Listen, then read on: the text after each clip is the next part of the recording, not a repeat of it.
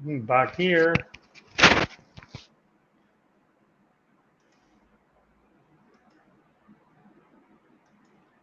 Hello, hello, hello. I don't hear you.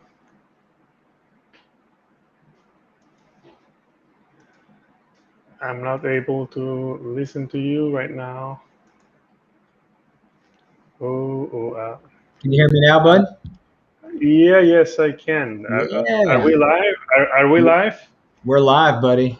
Okay, okay. So yeah, we're having some struggles here with the internet service today. So actually, we didn't have any struggle until 5 to 5. So we started having some struggles here at the moment of the podcast. So we're live now. Thank you Yeah. very much for Yeah. inviting me, Lucas. It's my ultimate pleasure to be here with you to speak about subjects that really turns turn us on. You know that we are really excited to speak about our subject today.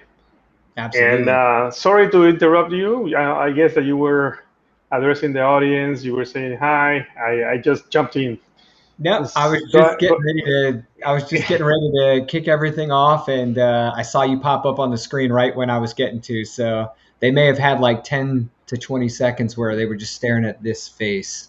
Poor souls out there. But yeah, today's episode of Life Cycles Live is super cool for me. I'm very excited because Jesus is one of my all-time favorite RCM subject matter experts and practitioners.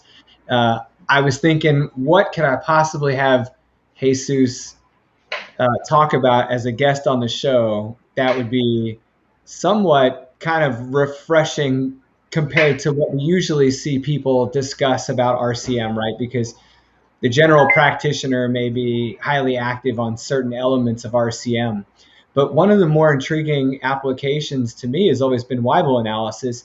And I think to really grasp Weibull analysis, you have to talk to somebody that uses it frequently in application, not just that knows how to, uh, that understands Weibull analysis and understands where it's applicable, but that actually uses it in practice to help improve RCM programs. So I selfishly asked you to talk about Weibull for that reason. Oh, thank you very much.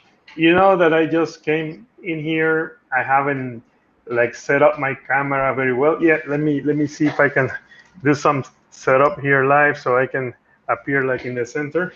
So Uh-huh. right now, yeah, yeah, I feel I'm the type of guy that everything has to be just in the right place.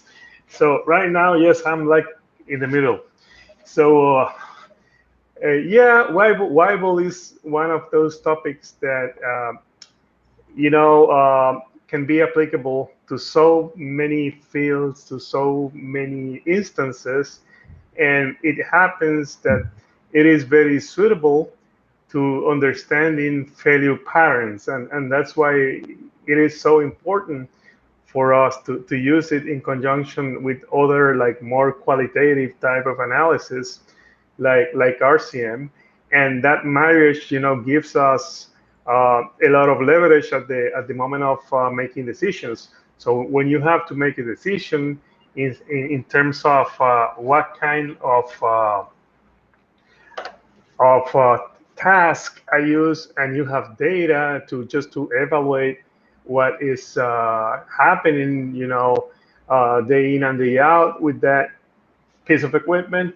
So you just nail it. You just have all the facts there that can make, for example, you change your mind in terms of what is better to be done just to avoid this failure, just to tackle it, to prevent it. And it just give you extra eyes. It give you extra lenses for understanding the physics of the failure. And let's just what I like about our about your show, that we just let it flow, and as Mhm. as we speak many other ideas, and we fill in many questions, we fill in many doubts that we can have about the subject we are speaking about. And I think it is wise, Lucas, to start explaining like what is RCM a bit, Hmm. what is Weibull, and Hmm. maybe some other techniques that we use all together, and how they help each other. What do you think about that? Sure, sounds great. Yeah, start out with that strong foundation, you know? Oh, yeah, yeah. So, Yep. with regards to, I think that the subject is Weibull analysis in RCM, or Hmm. Weibull and RCM, how they complement each other. So that that sends me like back to the 2005 and 6, when I was studying my master degree in maintenance and reliability engineering. That you take Hmm. like separate subjects. You Hmm. you you have one subject in which that is reliability tools, and you see RCM, then you see TPM, then you see some other techniques, and you are required to do like a mini project on each of them. Hmm. And I remember me being at some pharma plants applying a mini project on each of them, and just to render some value to that company, and also to just have a grade, on the project I was doing. Hmm. And I found that there are so many instances in that a tool alone is not kind of enough. It's to do the whole job. And then I by that time we were required to figure out what was our graduation project going to be about. And then I said, well, let's try to combine qualitative and quantitative tools together to see how they can help each other. So that being said, RCM is a, let's say, a technique, or let's say a process that we use to determine what kind of failure consequence management policies we are going to use to let the assets do what the owners want them to do in a specific operating context. Hmm. So RCM is what you use, a process that you use for getting, the what to do for we recommend it for highly critical assets. While you do the process, you have to go through a FMEA process, a FMICA process, and it is there when go to the fine things that you end up evaluating specific failure events, Hmm. and any type of events, depending on the asset. If we are talking like structures, so we will be talking about corrosion, we'll be creeping, we will be talking about depending what kind of structure we're dealing with. If we're talking to rotating equipment, we'll be dealing with bearing wear, we'll be with bend shaft, with all the mechanical and electrical type of events. And there comes a time that we have to make decisions. And you can just, by experience, get the recommendation of any folk, up there with a lot of experience, and we can tell you, yeah, if this is the failure mode we are experiencing, maybe you can do some vibration check, or you can take some oil sample, you can do some ultrasound, or maybe you can let it run to failure, because that's not that critical. And that's pretty good, because experience let people do that. But Hmm. when it comes to what is happening, and we have those pieces of equipment already running, we Yep. have valuable data, failure data, that we can apply just to understand how these failures are happening. And that is where the Weibull analysis comes to the table to help us. And Weibull analysis is no other thing that failure analysis, that the statistical failure analysis. And while we apply RCM to many, we find many failure modes, and we evaluate them qualitatively. When we go to apply our Weibull analysis, we have to apply it to simple failure modes. So it is a very specific thing, and some people compare. You have to use data, but to me, Weibull is like a microscope that you go, you just to the very fine detail. And Mm. if you do, for example, a RAM analysis, which is a MTBF analysis or availability analysis, you have kind of a telescope that from the distance you can tell how the asset is doing. But when we go with Weibull, we are just pinpointing how components in the visible parts are working. So Weibull is with Weibull, we understand how failure occur, and it entails graphing the time of failure or the life of a component with versus the probability of failure. That is the basic, let's say, plot that we do. And just by looking at that graph, we just put together a graph of time to failure versus probability of failure for simple failure modes. We understand, very well how the failure is happening. If it is, for example, a wear out type of failure, we see it immediately because we are dealing basically with a very simple plot, which is a line plot, and the inclination of that line tells us a lot. If we have the slope of the line, if it is greater, for example, than 3, meaning that we have a strong wear out. If we are having a very low inclination, a very low slope, means that we have premature failures. And if we have a slope of 45 degrees, it means that failures can happen at any time, and we are having random failures. And that is so important for us to make decisions, wise decision, because Lucas, we tend to think, we are very prone to think that things fail by age. Everything failed by age. So Mm. we are doing an analysis and we say, okay, Lucas, this type of bearing, this type of impeller, propeller, this type of journal bearing, what will be the normal useful life?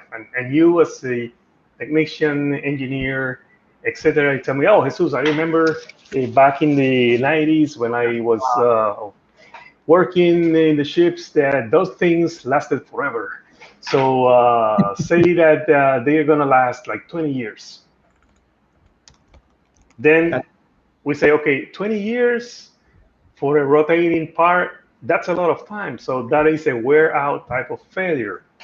But when we analyze the data, we end up seeing that sometimes it lasts 20 years, sometimes half a year, sometimes 5 years. And why is that?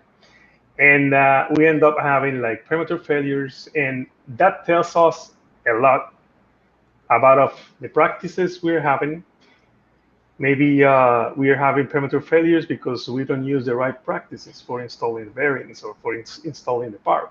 Maybe we have some raw materials issue and everything is installed properly, but the part itself is not suited for the application, uh, and so forth. So there are so many aspects that can change, things. There might be design type of problems that we were not counting with, we were not thinking about them, and we just consider that everything happened by time. So let's say, for instance, Lucas, that I trust your knowledge, and yes, you have a lot of experience, and you will be telling me what are seeing things supposed to be normally. Mhm. But you know that not everything happens normally. We have other events that we that might happen and we might rule out. So data tells us a lot. Data tells us a lot, and you may change from at some point you could say, okay, I'll stop doing PM to this part, this filter, this bearing, this whatever part, because I'm seeing premature failures. Weibull is telling me you are having premature failures when you analyze your failure data. At that time, you have to stop doing PM and you have to do some redesign. What kind of redesign? Then you have to do a root cause analysis and say, okay, why am I having such, type of failure? The physical failure is premature. Then you end up understanding that that part that we are using is not suitable, it's not good enough to withstand the process, to, the operating context, and you have to do change. If we continue doing maintenance blindly, we won't improve reliability. Or we may have, then see that now we have other personnel, that we have new people and they don't have the skills, and we are inducing failures by the same PMs or and so forth. And data is so important, that I don't see nowadays. I don't see how to make decisions. You can make good decisions without seeing, the data out there. So Weibull is good for letting you know how failures are happening, and that's part of it. So I have to reference a book, Lucas, the new Weibull handbook. Not that one, Lucas. The new Weibull handbook by Dr. Robert Abernethy. As a matter of fact, I reference him in our book. And Yeah. Dr. Abernethy explains or on lists a lot of applications. So just to be aware that there are many applications other than maintenance, I will read a couple of them for the audience. So yes, the first one is failure forecasting and prediction. Okay, if you can understand how things, happen, in the past, you'll be in a good position to predict. I am here in the Caribbean. I'm in Puerto Rico, in my native country. I'm actually right now I live in Toronto, but I'm visiting Puerto Rico, and I'm very happy to be here. So, and here in the Caribbean area, we have a lot of storms, and you see that in order to forecast the storms and the path and so forth, people look at the history.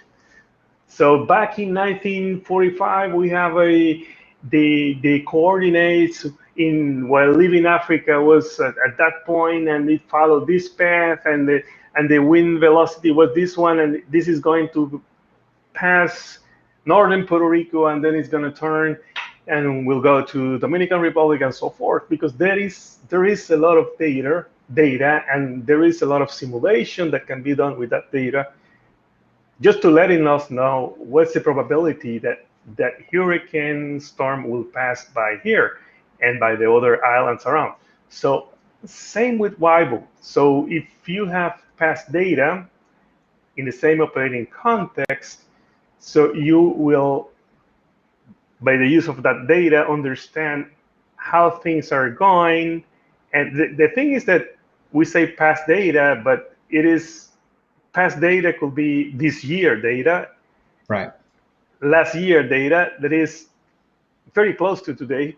So Sure. it gives you an idea of what is going on, and we can predict, how many failures you're going to have next year, or you could have in 5 years, window time frame, and that helps us to do forecasting of spare parts, forecasting of labor, and so forth. Second Yeah. application, evaluating corrective action plans. Also, test demonstration for new designs. So you can do fast reliability testing, so you can do lab type of testing to improve reliability of products, maintenance planning and cost-effective replacement strategies, spare part spare parts forecasting, warranty analysis and support cost predictions, controlling production processes, calibration of complex design systems, and recommendation to management in response to service problems. So these points were brought to our attention, as readers by Dr. Abernethy, and we're just focus on the maintenance side of it. So, and speaking about the advantages of Weibull over other techniques, why we are so excited about Weibull, and we are so happy to have this tool. One of the advantages is that we don't need to have a lot of data. So you can have two, three failure events, and with that you can put together a good model telling you what's going on with a particular failure mode. So that's one of the advantages. And also the Weibull distribution can emulate any other distribution. For example, you can have three failure events, and out of the sudden you see that you have a normal distribution. How is that possible with 3 points? That's the miracle of Weibull. So we don't need that many points of data to understand how things are failing. And so That's that actually is, one of the things that I found most intriguing about Weibull when I first heard about it was statistically thinking that you had to have probably close to 30 or more solid measurements to really make a strong assumption about a trend. Trends it's usually 7 or more, but when it came to like representing larger populations, I was thinking 30 because of my classical kind of mhm. statistical training. But with Weibull, I was kind of surprised to see that you could do that with so little, 2 to 3 measurements, and you could perform the Weibull analysis. Oh yes, absolutely, and that is awesome because in our maintenance applications, we can just look back to the data that we have in the last couple of months, last couple of years, and just with 2, 3, or 4 points that we have, we can have a good plot, a good model, giving us so much leverage, so much knowledge to make decisions and do better. So that is what else we can do with Weibull. First thing is you can do forecasting. That's just if things are like they are happening right now, you can forecast. I can foresee, in the future, uh, how many failures we can have of a specific component. Hmm. We can forecast a spare parts for that, manning, for example, and that's something we can do, forecasting, and forecasting comes together with prediction, right? And the other, when we speak about RCM and Weibull, which is the subject here, when you get to the point in the analysis where you have to recommend, for example, a specific task, then you fine tune that task with the data, and that is where in our RCMR model we have one part of the process is the classical RCM where you do the analysis normally, and then if you have data you can fine tune the analysis, and in our decision diagram we incorporate Weibull, and just to take into consideration what is going on, what data tells us. So let's say that you recommend to do some condition monitoring task to a bearing or a filter or any component. Then you end up understand.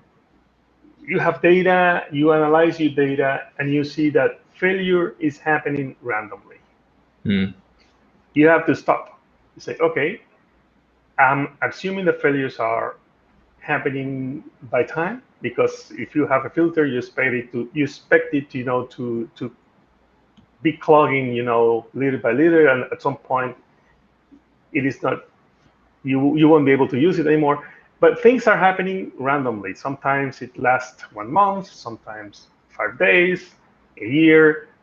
You know, something is wrong. Then Weibull lets you understand that, and you put a stop in there, and you say, I make it, it makes no good to change it, you know, every other month or whatever, because the failure is happening prematurely or randomly. So I have to rethink, my task. And there are specific recommendations. And for example, and now I have to reference uh, the book that you just showed. We have we have some general recommendations, and I like. I've been blessed, to have excellent instructors, friends, and professors during my career, and I owe a lot, to those guys. So, like, for example, my reliability professor back in school. So let me. Okay, we have some general recommendations here. Dr. Raymond Bibi was one of my professors in school. A guy that spent 40 years working, like 30 years working in the industry as a reliability engineer before being a professor at school. And so he was my mentor during my master degree, and that I just learned a lot from him and from other people. So I've been blessed.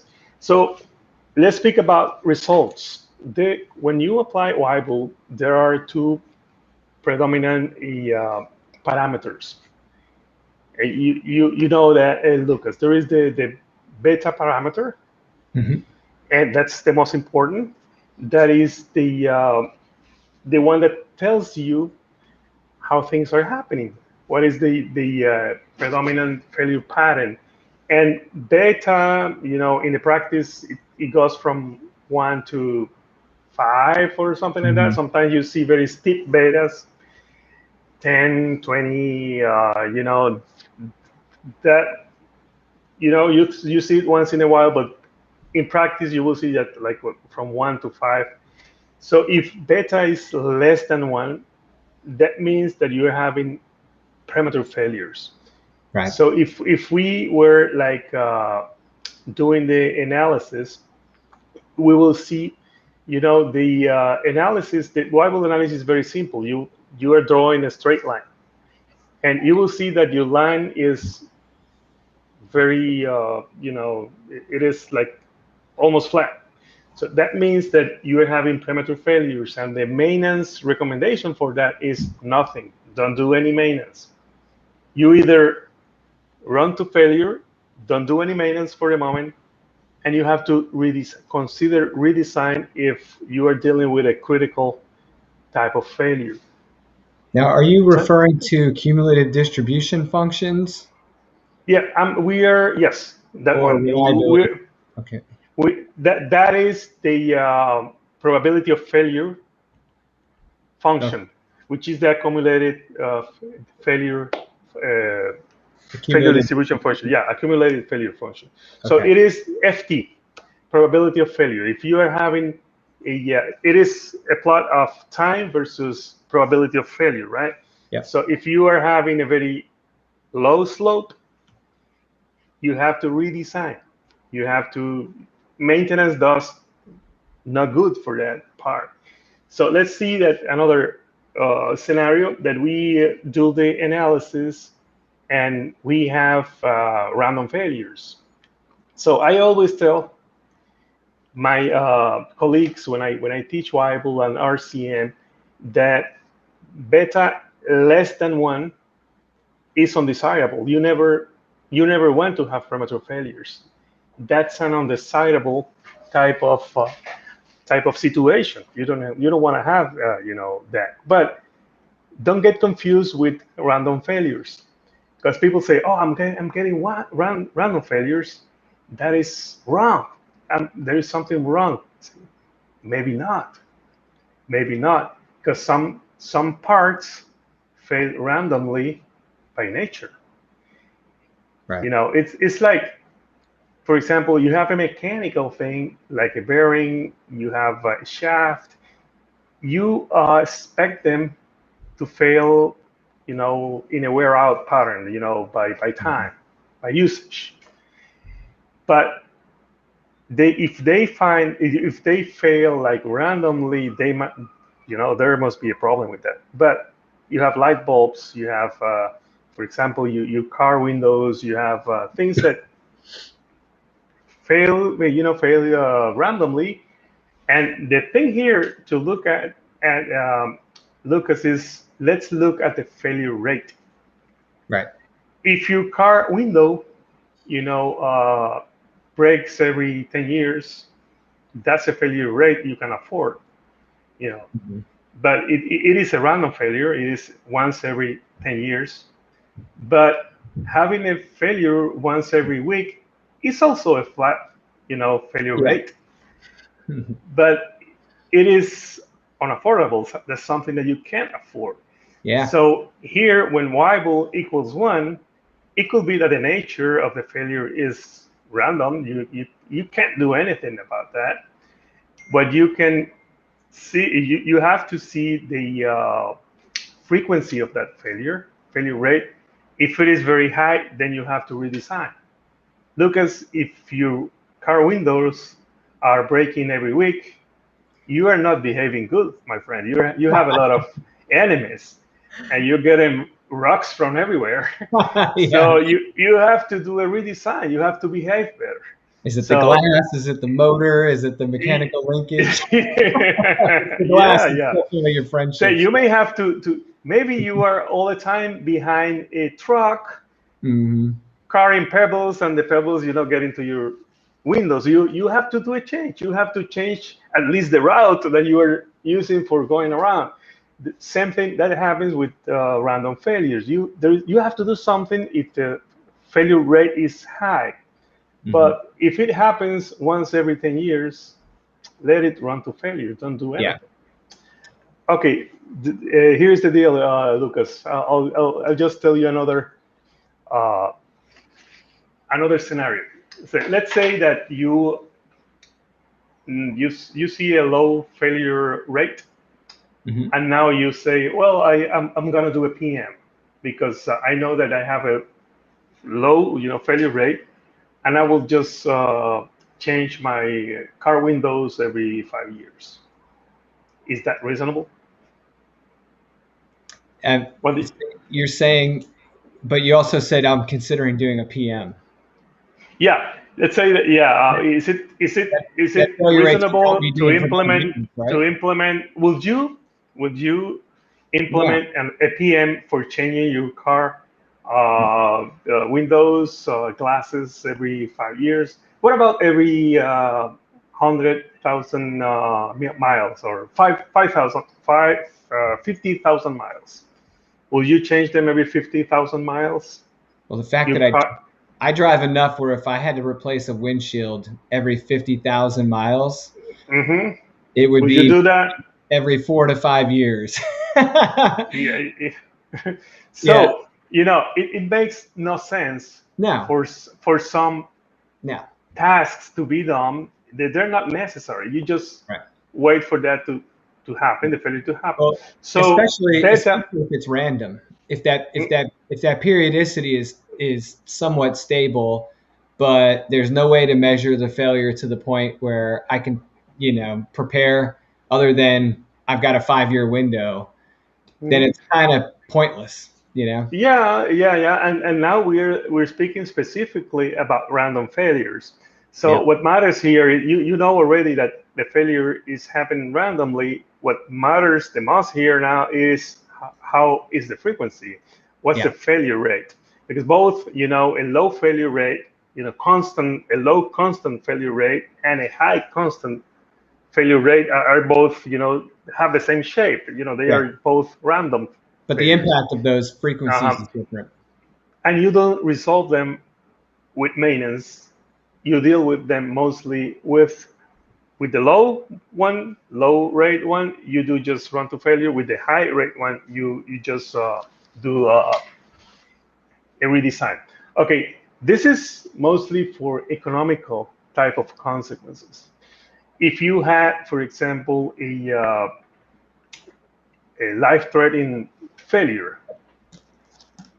you will have to, to avoid that failure at all cost. You will do redesign. You will have redundant components, and you will do failure finding. So you will do, a lot of effort to avoid that failure from happening. Right. So at some point, you will do first. Let's say you can consider doing run to failure. You redesign, and if in some cases you can do condition monitoring as well. So let's see now the case where beta is greater than 3. So you have a very steep, beta, and it means that failures are happening with a strong wear out pattern. So this is like the perfect scenario for time-based maintenance.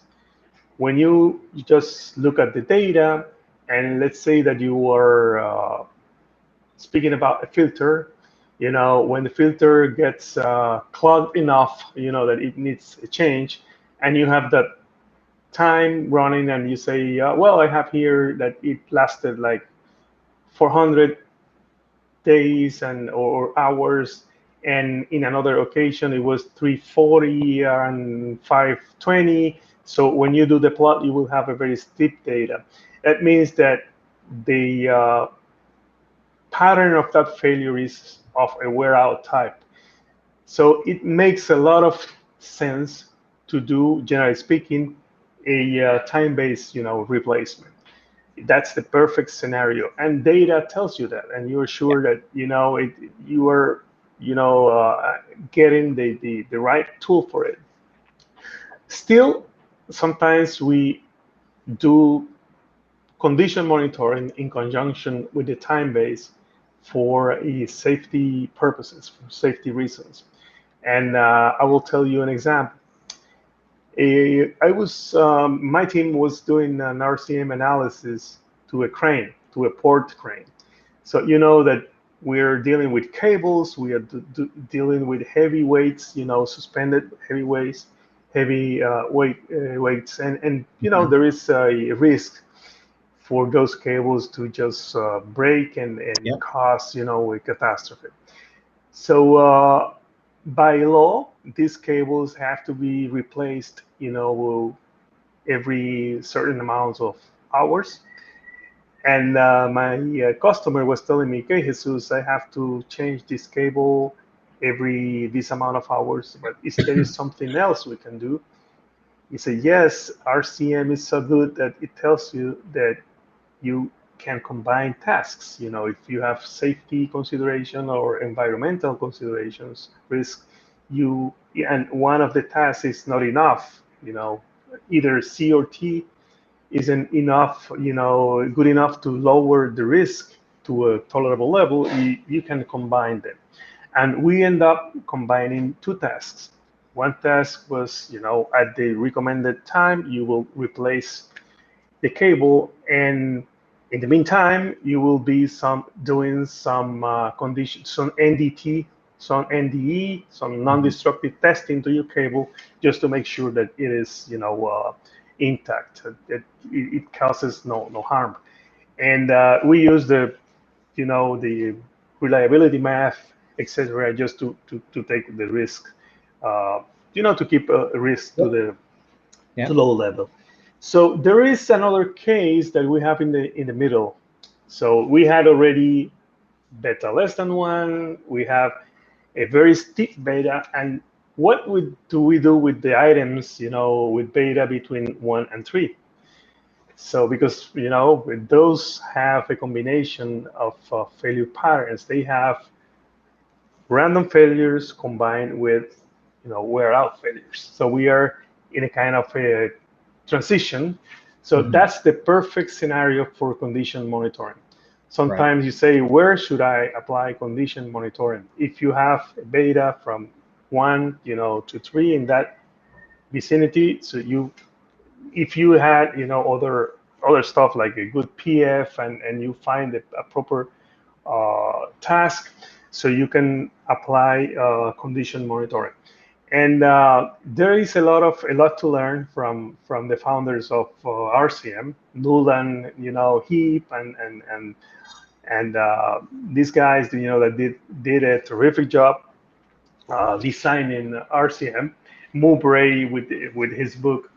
We know that most of the failures, happening with dealing having to do with components in motion, are not of a wear out pattern.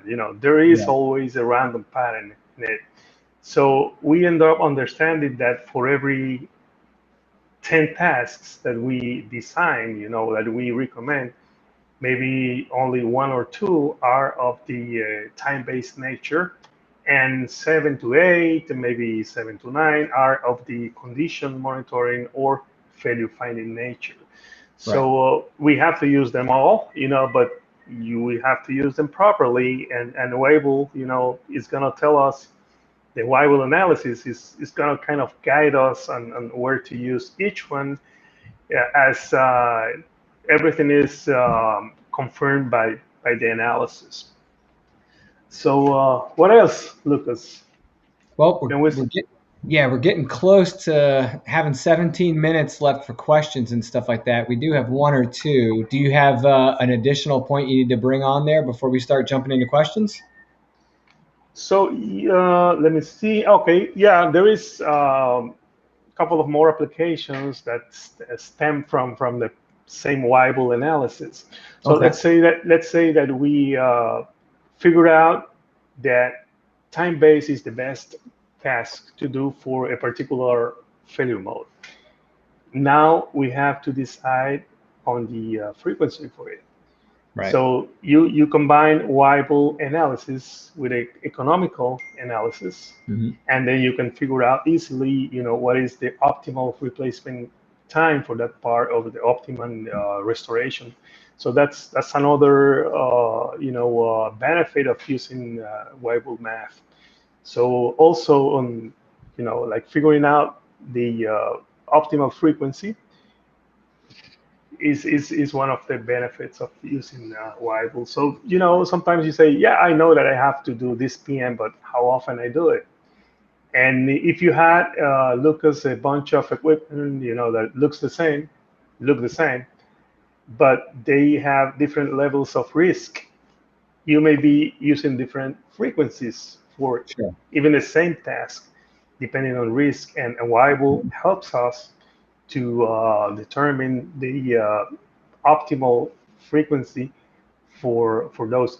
And in the future, if things change, if the operating context change, if the cost, that we are dealing with, the base cost for the analysis change, the frequency will also change as well. So we have to keep in mind that these tools help us to deal with the current scenario, and things change in the future, then we have to redo the analysis and do everything, because we may be spending too much money, or we may be doing less than we have to do. Gotcha. Awesome. Yeah, we do a lot of that optimization in our design work as well, which kind of lends itself a little bit to. We had a question from Mohammed. Let me put this up here. Um, so Mohammed asked, "How can we predict the lifetime of a part? Lifetime of a part, right? Hmm. Without having data about it?" And I work with a lot of design engineers that will approach this from different ways. You can use a comparative analysis to an existing piece of equipment that's composed of similar materials in a similar operating context, and it's not this identical component that you're comparing it to, but it's like enough. We can adopt assumptions about that and use that as a safe prediction. And then there's others where they have to work from scratch because there is no like component, and there or it's like in design as far as configuration, but it's in different materials, and they can try and adjust based on the material selection. And that's some design engineering considerations. But as far as the RCM aspect of it, after the engineer has designed this thing and handed it to you, it's a different story in my eyes. And Jesus, what do you do with that thing if I'm handing you a brand new component and you don't have any historical performance data about it? How does that impact your ability to perform RCM on a newly designed item? Yeah, there is a very good question from Mhm. Mohammed, and very challenging one as well. Yes. So yeah, and thank you for also offering your experience and your thoughts about it. So if you have no, let's say, field data, and there is nothing alike, you will have to resort to the manufacturer and to the designer. They may have done reliability testing at a lab, and they may have data to just to share with you, because there are some design characteristics. If, for example, you may find the L10, which is what's the age at which 10% of them fail, and that is a design parameter. So you will have to resort to design people and see if your operating context is similar to the one that was tested. And there is also accelerated testing, which is another story, and it is like exaggerating your current operating context. You don't have to wait for 20 years for a variant to fail, and mathematically they calculate conditions to make it fail in maybe in minutes or in Right. hours, and you can extrapolate the results. But I would like to say tell what can be done with Weibull in a day-to-day scenario. How far can I go with Weibull? And because we have to think about it practically, and there are arguments between maintenance and reliability engineers. If we see them separately, the maintenance engineer or the maintenance technician is a person that is out there in the field, sleeves rolled, and performing tasks and doing very hard work. And the reliability engineer is analyzing data, is working with uh, models, and it's a different type of work. And nowadays we blend them. There is a maintenance and reliability engineer that does everything. So let's see, for practical purposes, what can you do with Weibull, and what can you not do with Weibull? So first of all, you apply Weibull to simple failure modes. You can't have a lot of failure modes together. For example, you don't apply Weibull to a turbine as a whole. Mhm. You don't apply Weibull to a pump as a whole. You have to break down the pump into failure modes, and then for those individual failure modes, you apply Weibull. Right. Okay, yeah, I just wanted to clarify that, because Mhm. there are tools for other analysis, Absolutely.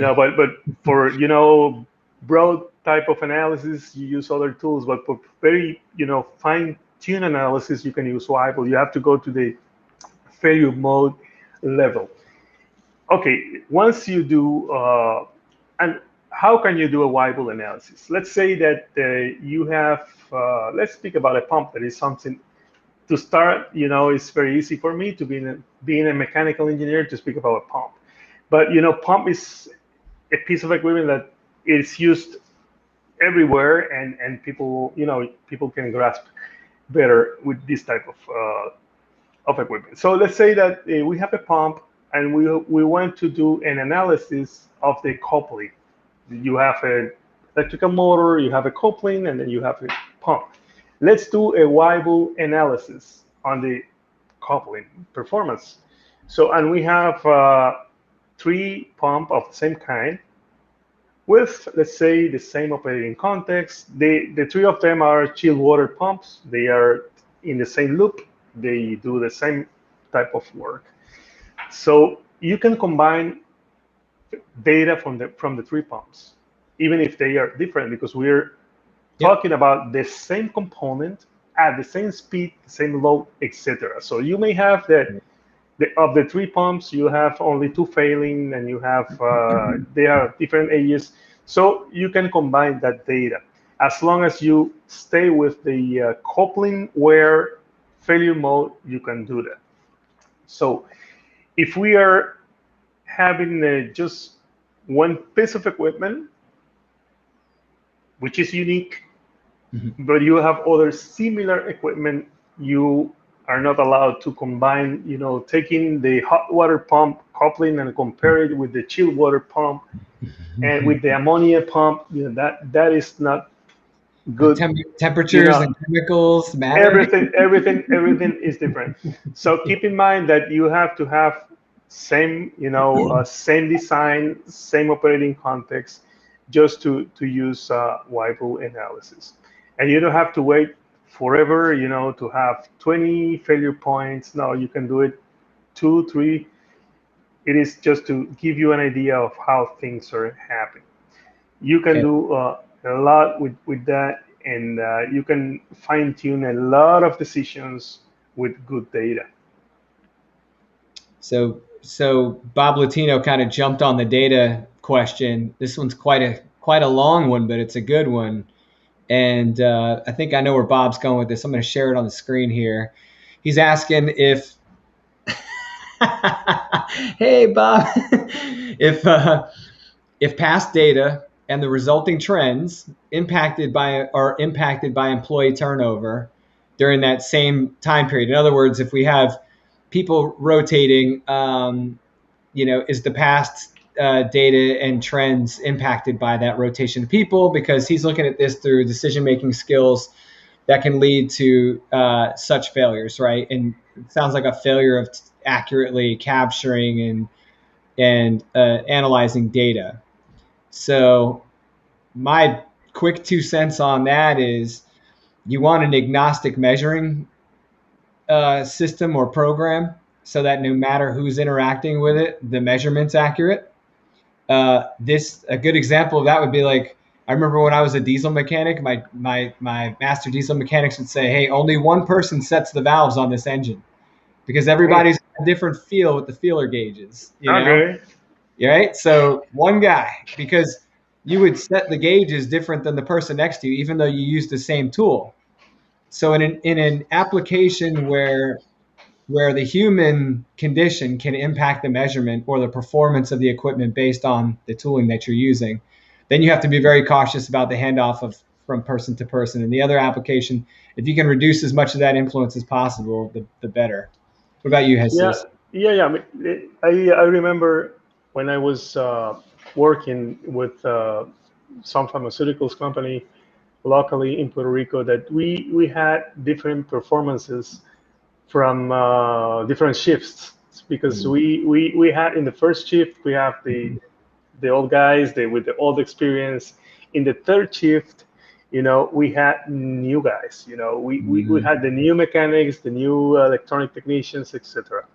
And for example, just to install a filter cloth, for example, in the morning, or people could do it in 2-3 hours, and in the afternoon it took the whole shift to them. And sometimes we had premature failures. In the morning, the old guys had to install it again because we had some failure with, with regards to it. So yeah, experience matters, and also skills. The level of skills matter. And if we apply, we never applied Weibull analysis to that failure mode, but I'm sure that if we considered the shifts that people were working at, for the old guys in the first shift, they may have a beta over 3 or 4, and the filters were going to always last a lot of time consistently. But for the new guys, we may have premature or even random data failures depending on who installed it, and maybe the tools they were using, the level of skill, and that's a very important thing to take into consideration. There Yeah. are, all types of failure. We have failures. We may have wear out failures happening, in minutes, because they're parts that last minute. They're consumables, and we may have wear out failures having, decades. So I remember Lucas, a case that I was working close with, about a customer, a mine customer, telling me, Jesus, I have this part. It was a loader, Mhm. was like loading trucks with Yeah. minerals. So that loader, the manufacturer recommended a change to a pin, one of the arms pins, every 30,000 hours of operations. And I had in the class from the same company, but from different locations. It was in Mm. Mexico. One of them from northern Mexico, others from other parts of Mexico. And I remember the ones from northern Mexico were telling me, Jesus, our pins are lasting 17,000 hours, 15,000 hours. I think that we have premature failures. And the guys from other parts of Mexico were telling me, sometimes when we change the pins, they're still good. What do I do? Sometimes we skip the PM and they last 35, 36,000 hours. Are we having wear out failures? Some of our northern guys having premature failures. When we did the Weibull analysis, both of them had the same beta value, over 4. Hmm. Different operating contexts, Yeah. different minerals, different speeds of operation, but still you had the same wear out pattern. And I told them, you need a different frequency for doing the same task. And we ended up calculating the frequencies. Some guys were recommended to do the change every 13,000 hours, and others were recommended 20,000 and some hours.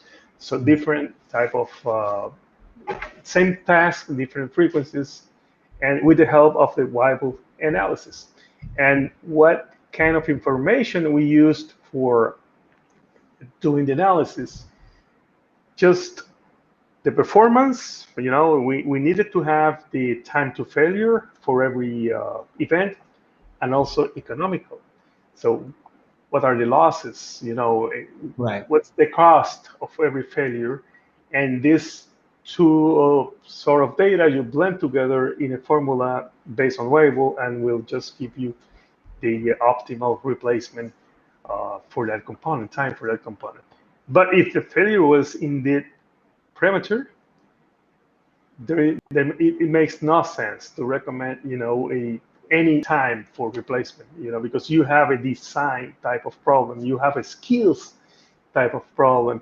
And just for the question of Bob, so in RCM, we call redesign also when we make mistakes. If we have, failures happening because of lack of training, we don't have the right tools, the right skills.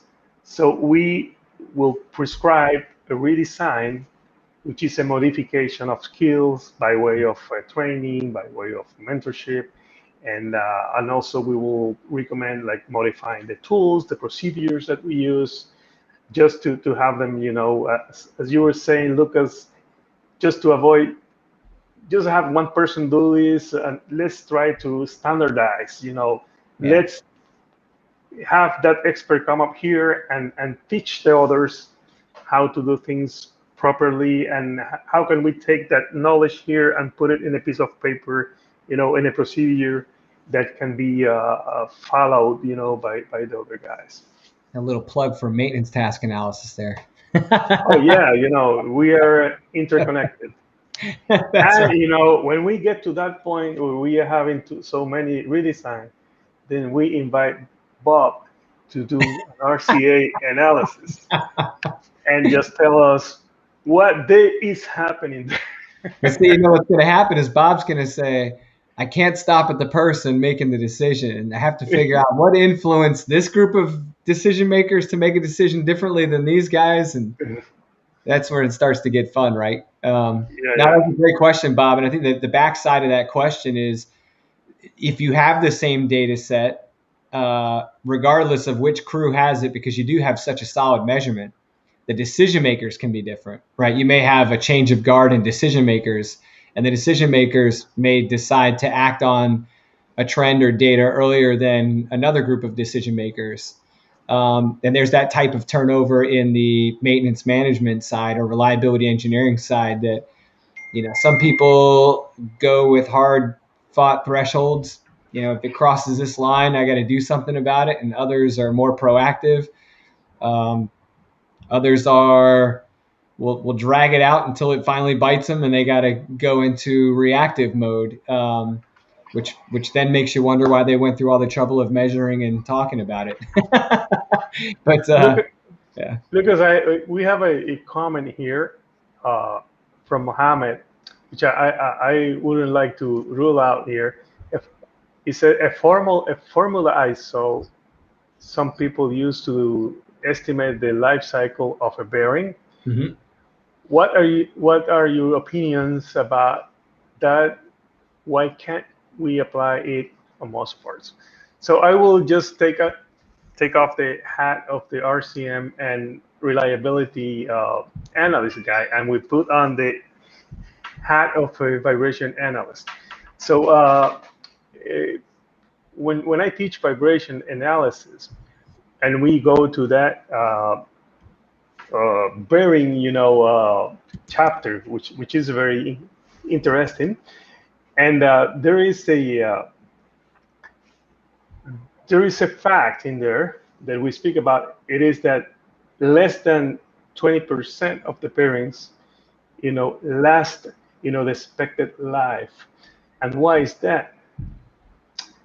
There is a lot happening provoking that, like installation errors, hmm handling errors, like even storing mistakes, uh, the wrong application, misalignment, unbalance, lack of lubrication. So you may do the best calculation in the world, about the bearing life, but once you put it into service, if you skipped, those good practices, lubrication and vibration, you let's say misalignment, etc. You have all those factors. Your bearing is going to go down in life. And there is a formula that we use in the class, and tells you, the life expectancy of the bearing. If you compare, what you do is that you have the rated design load, and you have the current load, right? And as if you are far from the design load in the low, and the side, your burn is going to last forever. But as you get closer to and you exceed the design load, your bearings go down, in life exponentially as well. So inversely, right? So it depends on the practices. We can speak about Weibull, we can speak about formulas, we can speak about FFT, whatever science, but nothing, substitutes the good practices. That's right. Okay? Nothing, nothing. So many people speak about RCM, RCM, RCM. That's good. You have the right strategies, but if there is no guy there down there with the skills to install the bearing properly, That's right. forget about RCM. Yeah, you're gonna throw it out the window. And Hmm. the other problem with standard formulas is that they're very limited in the fact that they can't account for operating context, right? So if you use a formula to predict the life cycle of a piece of equipment, I mean, you can even see this as an example in automotive design when you open up a new car owner's manual and it tells you about oil change frequencies, right? Something fairly common. Everyone's familiar with oil change, but it'll tell you if you work in a desert environment with high dust conditions or this and that, it's a different frequency, it's a different operating context. Hmm. Hmm. If you use a general formula for a baseline prediction for failure rates or life cycle endurance and reliability, you're going to use an approximation with a certain lack of variability in it, right? So you can it's a good guesstimate to get you started, but as soon as that thing's in service, you got to do some work to make sure you're following along that same predicted trend line. So we had a ship redesign of a fin stabilizer system. And for those that aren't familiar with fin stabilizers on ships, ships like to rock back and forth a lot, and these fin stabilizers stick out the side of the ship. And as you're going through the water, they adjust uh, to compensate for the roll of the ship, and they can reduce the rock and roll of the ship as you're going through the water. So it's got a hydraulic pack inside the ship. It's got a standard hydraulic unit, a pump, distribution valves, cooler, the whole deal.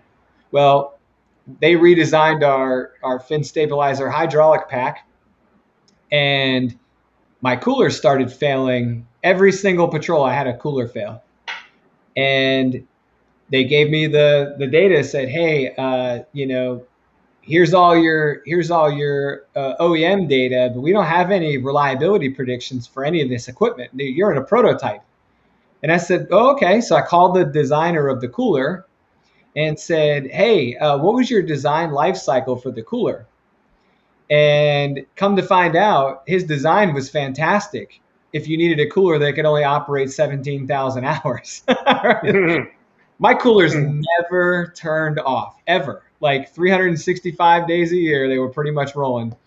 And so I exceeded the life cycle of design life cycle of that cooler in 3 to 6 months, whereas a yacht would exceed that in 5 to 10 years. So it was the predictive life cycle was good.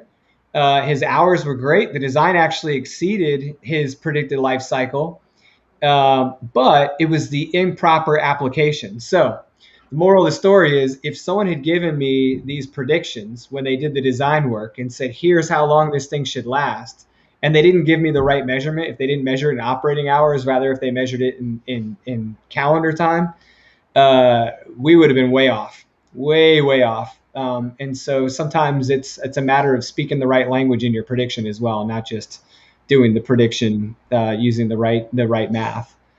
Yeah, great question, Mohammed.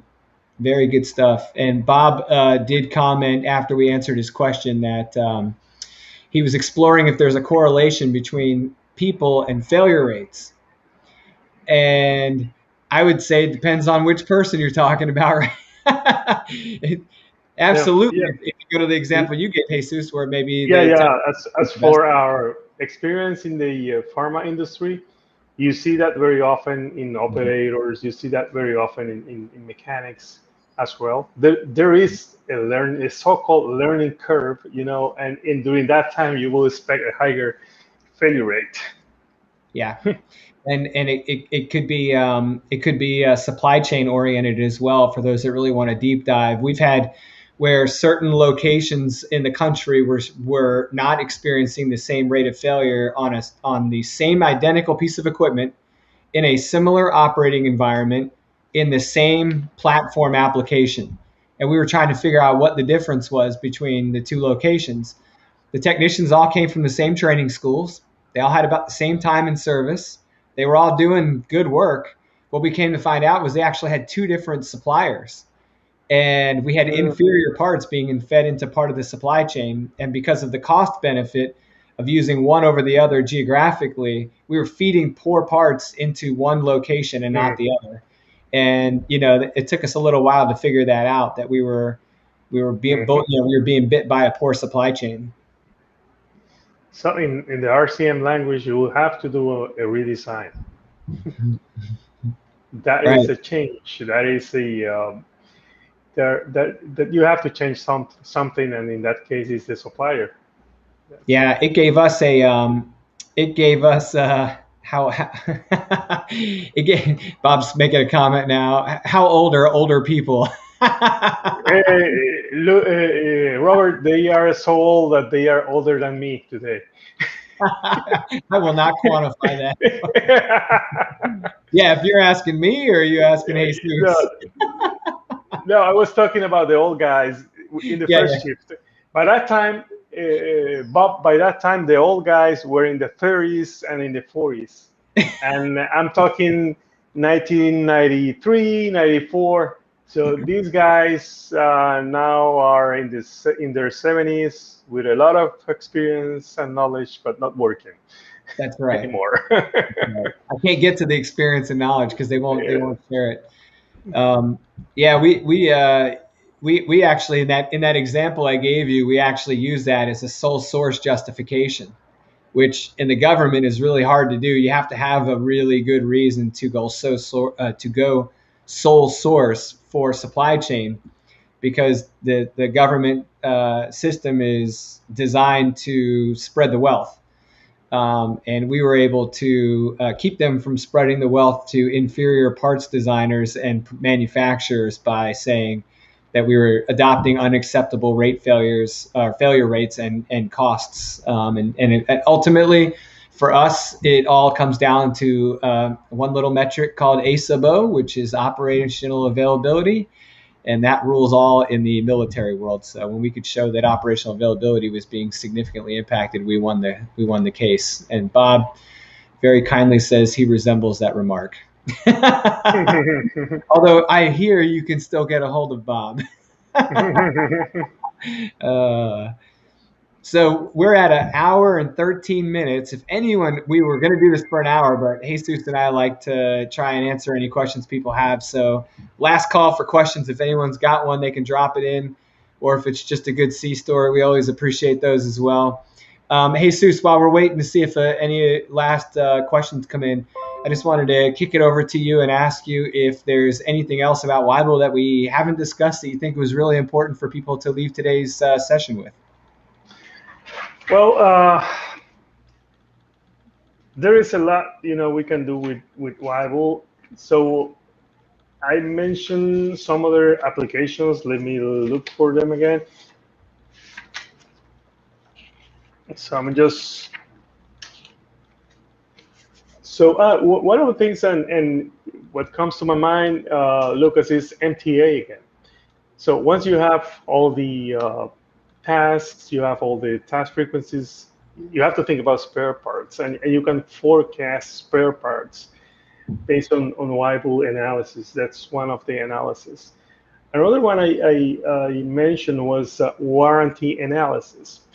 When designers do their accelerated testing, they know the useful life of their items, and they may offer you a warranty, maybe at half of that useful life, or maybe at a 30% of the life, and you're very happy because I know I have a warranty for 5 years. That thing won't break in 20 years, and you were happy with your 5 years warranty.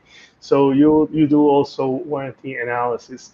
So I've also had brought to my attention, for example, one particular pharma plant, to help them with calibration of instruments based on Weibull. If they have all the data, historical data for their calibrations, and they have the data for the drifting of the instruments when they check them, uh, the analysis can tell you how often to do the calibration, how and also based on the whole reliability and economical analysis, you'll be able to fine tune your calibration frequencies. So I didn't mention that. So yes, just to expand a little bit, the use of Weibull within the maintenance environment, add also that to the list, calibration of instruments. And you teach Weibull as one of the elements of your RCMR basic course. Am I correct in that assumption? Yes, we go into a deep dive with Weibull in the advanced class. Oh, In and the you. basic class, we just mention the reach of Weibull. We offer, some examples, practical examples, but we put it into practice in the advanced class where, the participants have a chance to apply Weibull, to many cases. We bring a lot of practical cases and have them drawing by hand, the Weibull lines and do the corresponding analysis to them. Gotcha. And then the I guess the big takeaway from Weibull is that you can do some pretty great things with some pretty limited data. But you got to make sure that those, since you're using limited data points, the integrity of those individual points is pretty significant, right? You have to really Hmm. make sure you got a strong data point there, right? Hmm. Yeah, and I mentioned at the beginning a really good book, which is I don't have it with me, so I can't show it to you. The new Weibull handbook from Dr. Abernethy. So Dr. Abernethy explains why explains some two pitfalls to avoid when using Weibull analysis. And the one of those is I mentioned it, mixing data and Hmm. mixing failure modes. And the second one is when you don't have, let's say, exact failure times. If you had estimated times of failures and you don't have, you don't estimate them well, you will see that your points won't just fit into a line. It won't just fit into the model, and those are the things you want to avoid when you use Weibull analysis. So I just wanted to point that out. Is And that the 2006 fifth edition? That the yeah, it is the 2006 edition. All right, I'm gonna Of, post that of in the comments real quick. Yeah, so if anyone's interested in the book that Jesus is talking about, I just looked it up on Amazon just to give you a quick link and dropped it in the comments. So yeah, if you're watching this and you're interested, you should see it drop into the comment section. Although I'm not sure those comments are making it back to LinkedIn, I'll have to check that later. But very cool. So all right, well, Jesus, I haven't seen any more questions come in. And I'd be a terrible, terrible host if I didn't ask you if there's anything you wanted to share about how to contact you, what's going on in the wonderful world of both PDM tech and conscious reliability right now. Anything exciting going on? Anything cool that you want to do some humble brag about real quick? there is a lot going on right now. Mhm.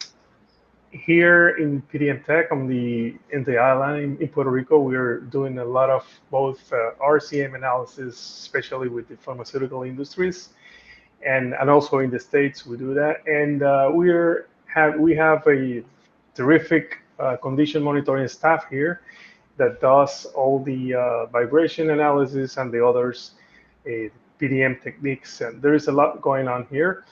And with regards to conscious reliability, so we do a lot of classes, RCM classes, and other classes about reliability tools. We do them in Spanish, English, and Portuguese. There is a lot going on right now online. Uh, One of the changes we did with the pandemic was, of course, offering all the public courses online. We still do that, and little by little, we're kind of going back to normal with some in-presence class. And we did a terrific partnership with East Partnership, and this is also happening. We are offering classes in a very unique way. So we call them how's that? We call them The hybrid courses. hybrid courses in which you have a lecture of a couple of hours. You have four lectures per class, but between those lectures, you have a week to develop your own work. You go at your pace.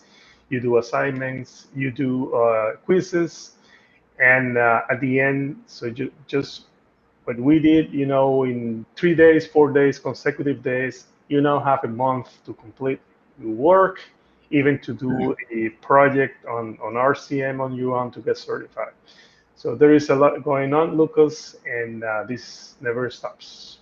Well, So we appreciate you, and I can vouch for that, guys, because Jesus and I work pretty closely because of that partnership, and he has been a very hard man to talk to lately, which is always a great sign. That means you're busy, and busy is good. So, Jesus, we're just blessed to have you with us, and I feel fortunate to be able to call you both a friend and a partner.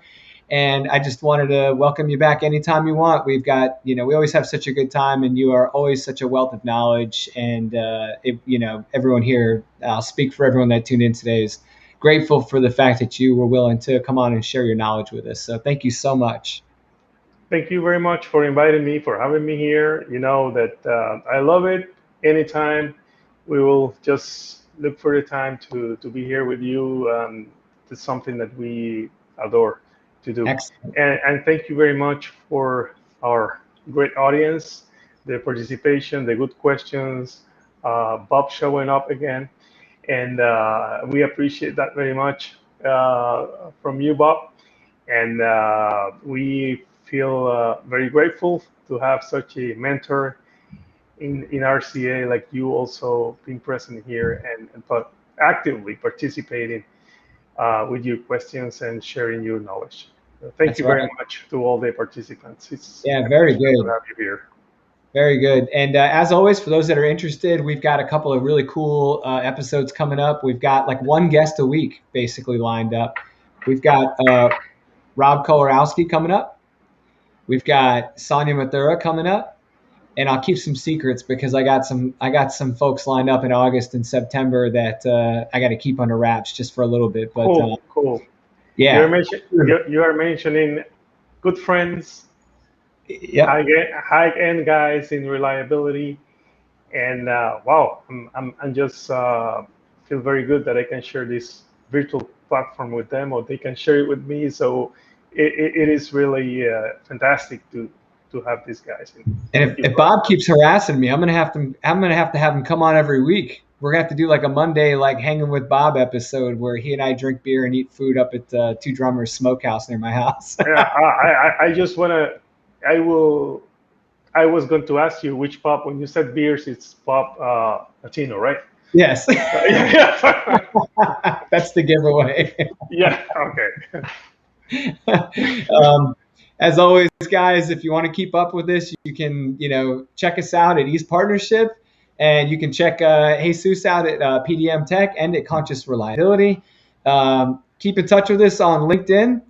Follow us on YouTube. Don't forget to subscribe. And as always, the big hype is Rob Kolarowski's coming on next Wednesday, the 14th, and Sonia Mathura comes on the Wednesday after him on July 21st. So, Jesus, thank you so much, my friend. To all the participants, thank you. And we wish everybody a safe and happy day. Remember, be good human beings to each other and take care. Thanks. Bye.